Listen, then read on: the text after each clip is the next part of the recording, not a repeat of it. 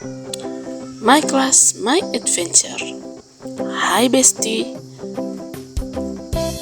selamat datang kembali di kelas Ibu Yane. Kali ini kita akan belajar tentang interaksi makhluk hidup dan lingkungannya. Ayo kita mulai. Materi ekosistem.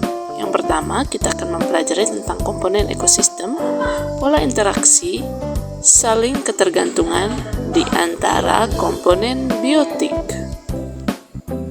Yang pertama, ekosistem. Setiap organisme memerlukan tempat tinggalnya masing-masing. Tempat organisme hidup dan berkembang biak disebut habitat. Di dalam habitatnya, organisme senantiasa berinteraksi dengan lingkungannya. Kesatuan interaksi antara organisme dan lingkungannya disebut ekosistem. Ekosistem terdiri atas satuan-satuan makhluk hidup yang saling berinteraksi. Satuan-satuan makhluk hidup yaitu individu, populasi, komunitas, ekosistem, dan biosfer. Dalam ekologi, individu berarti satu organisme, misalnya seekor jerapah atau seekor tikus. Sedangkan populasi merupakan sejumlah individu sejenis yang menetap di suatu daerah pada waktu tertentu, misalnya populasi jerapah, populasi tikus, atau populasi padi.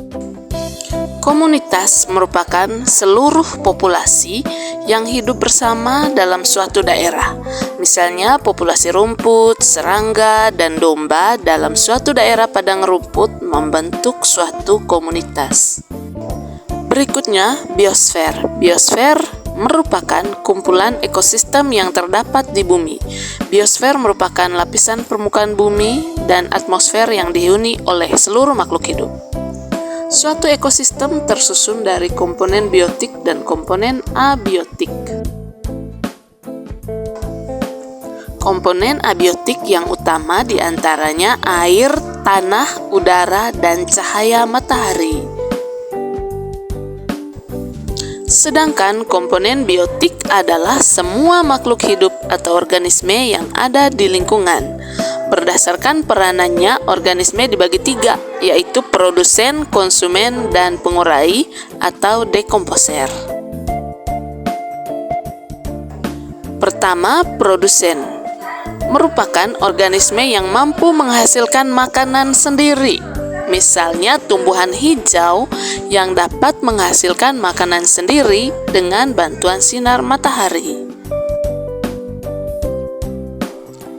Kedua, konsumen adalah organisme yang memakan organisme lain. Konsumen pertama atau primer disebut herbivore. Contohnya, sapi, kambing, domba, dan belalang. Konsumen kedua yang memakan herbivore atau hewan lain disebut karnivor. Contohnya, kucing, anjing, elang, dan ular. Konsumen yang dapat memakan tumbuhan dan hewan disebut omnivor. Contohnya kera, orangutan, dan beruang. Organisme pemakan bangkai hewan yang masih utuh disebut scavenger. Misalnya burung pemakan bangkai. Organisme pemakan sisa organisme yang telah mati disebut detritivore. Misalnya cacing tanah, rayap, dan serangga tanah. Beberapa jenis organisme mampu menguraikan sampah organik seperti sisa-sisa tubuh hewan dan tumbuhan menjadi bahan-bahan anorganik. Organisme ini disebut dekomposer. Pola interaksi. Pola interaksi organisme melibatkan dua atau lebih organisme. Jenis, sifat, dan tingkah laku organisme sangat beragam. Oleh karena itu, pola interaksi organisme juga beragam. Netralisme merupakan hubungan yang tidak saling mempengaruhi, meskipun organisme-organisme hidup pada habitat yang sama.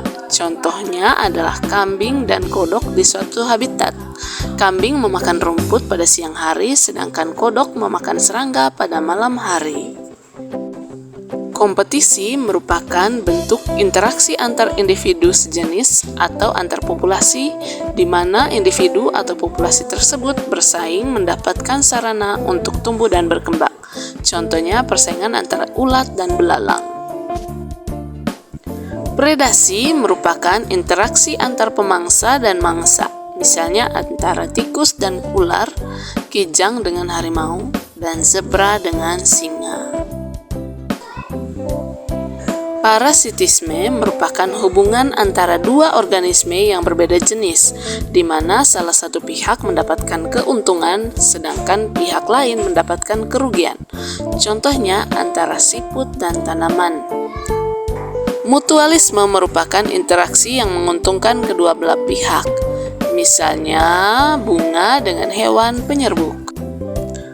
Komensalisme merupakan interaksi yang menguntungkan satu pihak, sedangkan pihak lain tidak diuntungkan ataupun dirugikan. Amensalisme atau antibiosis adalah interaksi antar organisme di mana salah satu organisme menghambat pertumbuhan organisme lain. Misalnya beberapa fungi menghasilkan zat antibiotik yang menghambat mikroorganisme lainnya. Berikut kita akan belajar tentang saling ketergantungan di antara komponen biotik. Rantai makanan merupakan proses perpindahan energi melalui peristiwa makan dan dimakan yang membentuk rangkaian tertentu. Jaring-jaring makanan adalah sekumpulan rantai makanan yang saling berhubungan membentuk semacam jaring. Oke teman-teman, terima kasih sudah mengikuti pembahasan materinya dengan baik. Sekarang untuk lebih mendalami tentang materi ini, silakan kalian kerjakan tugas yang ada di akhir video ini ya. Selamat bekerja.